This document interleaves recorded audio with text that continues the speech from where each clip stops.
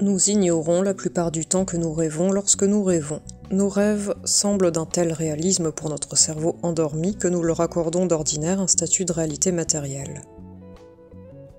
Au cours d'une nuit typique de sommeil, la réalité de nos expériences oniriques paraît incontestable, comme l'est le présupposé que nous sommes éveillés. Ainsi, les rêves sont réels tant qu'ils durent. Ce n'est qu'au réveil, lorsque nous entrevoyons quelques images fugitives de ce qui venait juste de nous traverser l'esprit, que nous reconnaissons qu'il s'agit d'un vécu.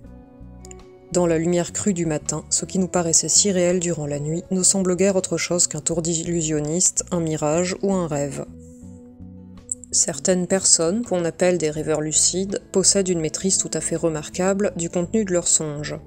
Ils peuvent le transformer, en faisant apparaître ou disparaître à volonté des personnages ou des objets oniriques, par exemple, et transgresser les lois physiques, voler, transpercer la matière, par exemple, faculté qui semblerait magique, voire impossible dans le monde matériel.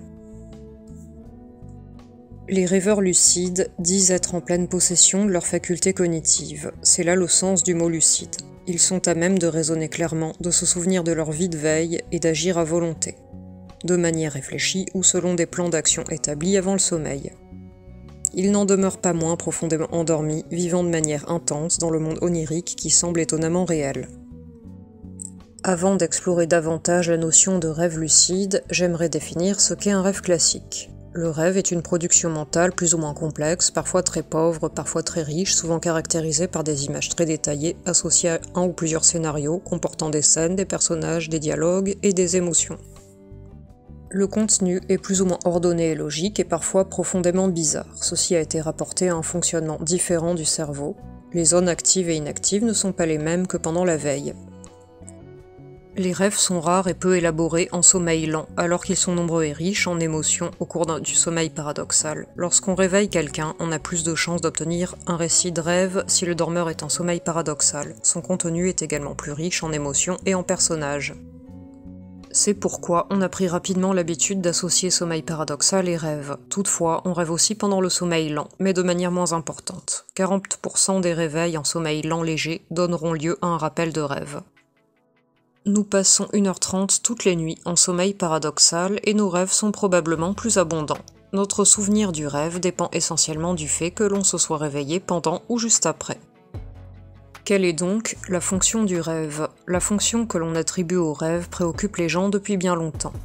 Avertissement des dieux dans l'Antiquité ou messager prémonitoire dans de nombreuses civilisations, les rêves exprimeraient pour les psychanalystes l'équivalent de l'accomplissement d'un désir refoulé traduit de façon symbolique.